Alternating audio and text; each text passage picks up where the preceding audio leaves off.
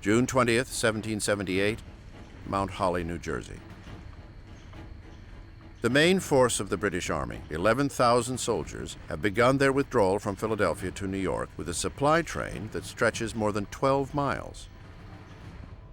Washington sees the British as vulnerable and wants to bring on a fight against the advice of his generals, including Saratoga's victor, Horatio Gates.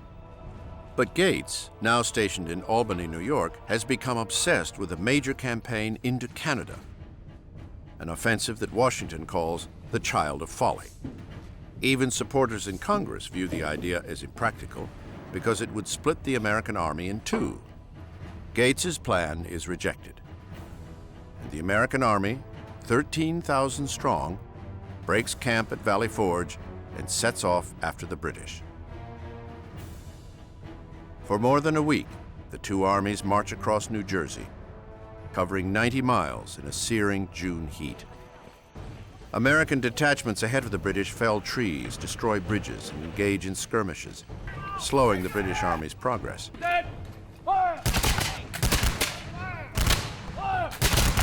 Until finally, Washington sees his opportunity for a full engagement. On the night of June 24th, Washington lays out his battle plan. At the crossroads of Monmouth Courthouse, an advance corps of 5,000 soldiers will move forward and engage the rear of the British Army as they prepare to get underway. Washington, with 7,000 soldiers, will hang behind the advance force. If the British retreat, the Americans will let them go. But if they engage, Washington will move forward and join the fight. In accordance with military etiquette, Washington's senior officer, General Charles Lee, is offered command of the advance force. Lee claims the right to lead the attack because he's inexperienced, second in command. Lee didn't turn it down. He took it, which was unfortunate, because Washington had to let him go ahead of the rest of his army. On June 27th, Washington issues the order. Lee will attack the next morning.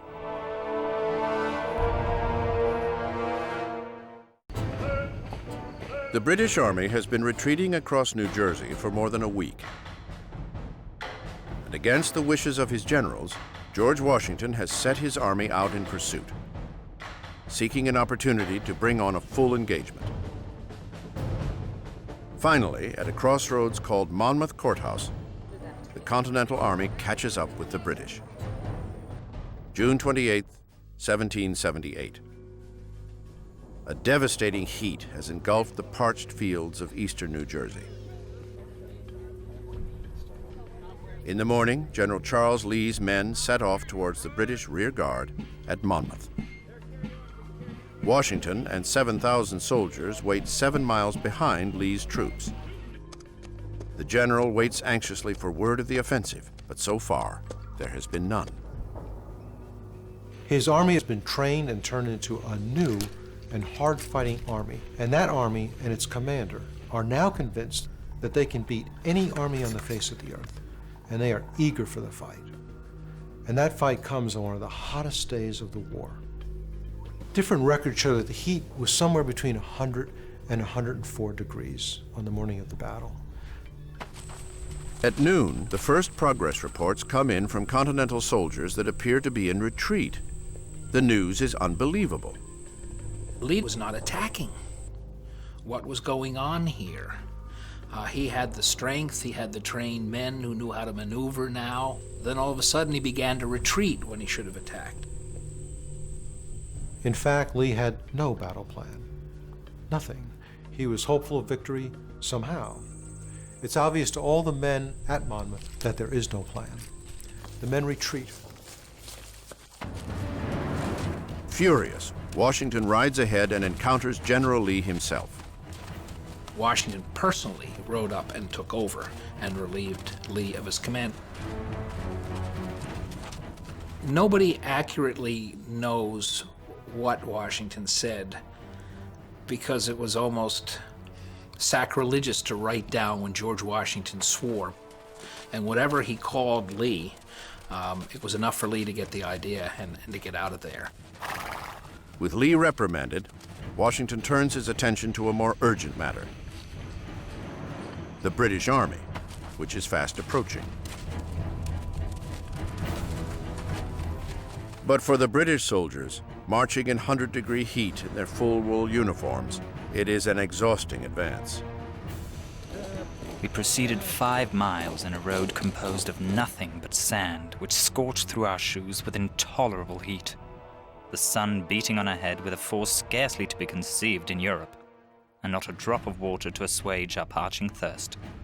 A number of soldiers were unable to support the fatigue and died on the spot. Lieutenant William Hale. At 1 o'clock, less than half a mile separates the British Army from the Americans. Washington must act fast, rallying the troops on the high ground of the field. Within an hour, the American soldiers have formed their ranks. The British arrive, hot and exhausted from their march, only to face a Continental Army in a strong defensive position. The winter's training at Valley Forge is paying off, and Washington knows it. He then does something astounding. He rides back and forth in front of his lines to rally the troops, putting himself in the line of fire, risking his life as he asked his own men to risk their lives. People who know Washington in the war think that he has a feeling of invincibility because he puts himself in the line of fire so often. He's almost convinced that he can't be killed. The British open up on him and miraculously miss him.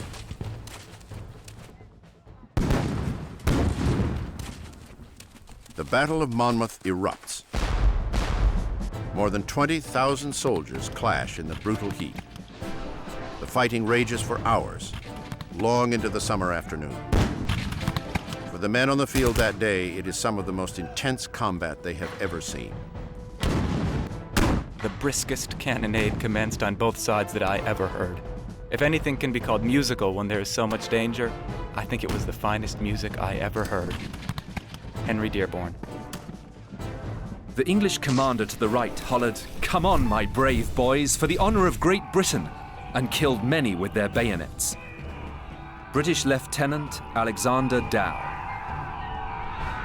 The shattered remains of our battalion suffered from thirst and heat, of which several died. Some preferred the shade of the trees in the direct range of shot to the more horrid tortures of thirst. One of these had his arm shattered to pieces. Lieutenant Hale. The British advance repeatedly, but Washington's men repel each of the assaults. In the thick of the fighting, a young woman named Mary Hayes Macaulay risks her life caring for the wounded and bringing water to the parched American troops. She is just one of the scores of women who take to the battlefields of the Revolution and become known to the soldiers as Molly Pitcher. The Battle of Monmouth is the longest of the Revolutionary War, lasting continuously more than 5 hours.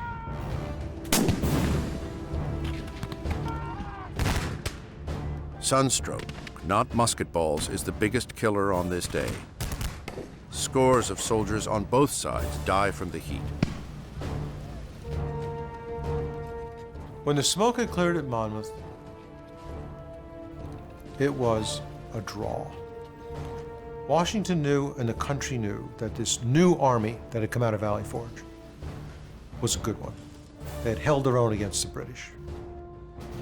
This renews the public's spirit for the war and forever solidifies Washington's position as the unquestioned commander-in-chief.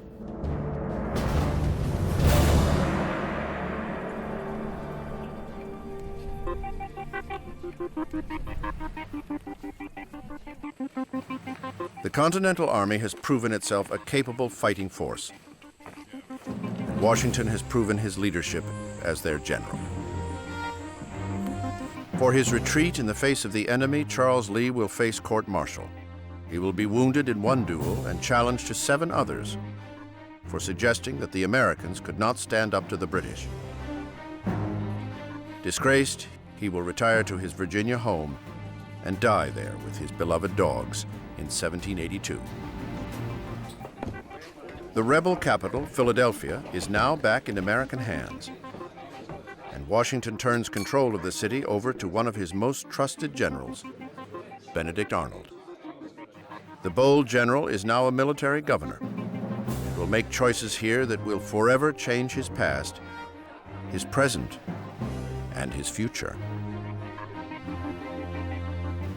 On the field that evening at Monmouth Courthouse, the entire army lay together in exhaustion, and Washington sleeps here on the battlefield with his men.